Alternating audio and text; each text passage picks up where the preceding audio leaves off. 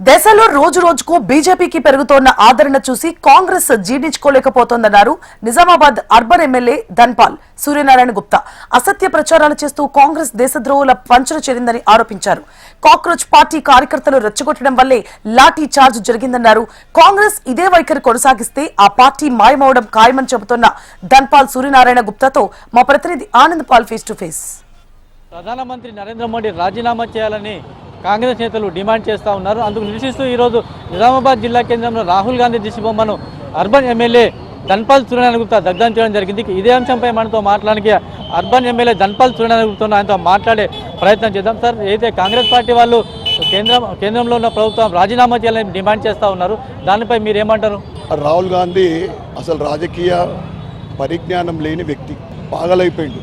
Neat పరీక్ష ఎవరైతే leakage చేసిండ్రో వారికి తగిన శిక్ష పడుతుందని ప్రధానమంత్రి నరేంద్ర మోడీ గారు స్వయాన చెప్తుంటే కూడా భారతీయ జనతా పార్టీ ఎదుగుదలని ఎదుర్కోలేక పనికి మాలిన ఇష్యూస్, నీట్ని లీకేజ్ అయిన వాళ్ళని తప్పకుండా శిక్షించాలా. ఎవ్వరు కూడా దాన్ని సమర్థించారు.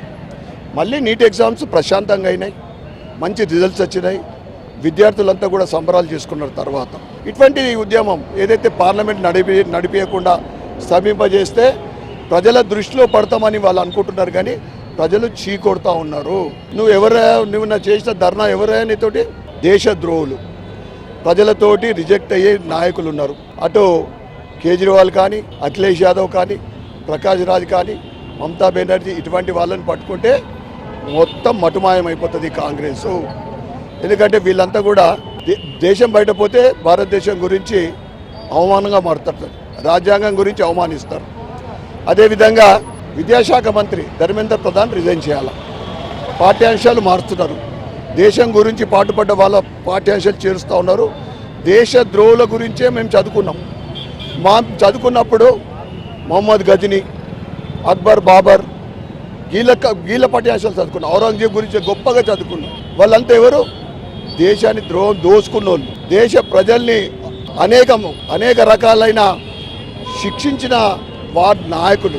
ఈరోజు అవన్నీ జరిపేసి దేశం కోసం, స్వతంత్రం కోసం పోరాడిన వారి గురించి పాఠ్యాంశాలు చేరిస్తే అందుకే ఈయన రిజైన్ చేయాలా కేంద్ర విద్యాశాఖ మంత్రి. శాంతియుతంగా ధర్నా చేస్తుంటే బీజేపీ ప్రభుత్వం కావాలని విద్యార్థులపై, కాంగ్రెస్ నేతలపై దాడులు చేసింది, టియర్ గ్యాస్ కొట్టారని చెప్పేసి ఆరోపిస్తూ ఉంది కాంగ్రెస్ నేతలు. దీనిపై మీరేమంటారు? నేను మీడియా మిత్రులకు అడుగుతా ఉన్నా, మీడియా మిత్రులు దయచేసి కాంగ్రెస్ పోలీసు వాళ్ళు అయితే తొత్తులే. మీడియా వలన ముందు ఎవరికి రెచ్చగొట్టినరు మొదటి నుంచి ఆ రీల్ చూడండి.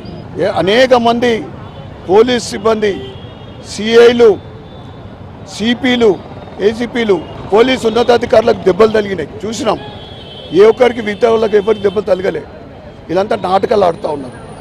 మేము నీట్ పరీక్ష లీకేజ్ వాళ్ళని తప్పకుండా కేంద్ర ప్రభుత్వము గట్టి చర్యలు తీసుకుంటుంది.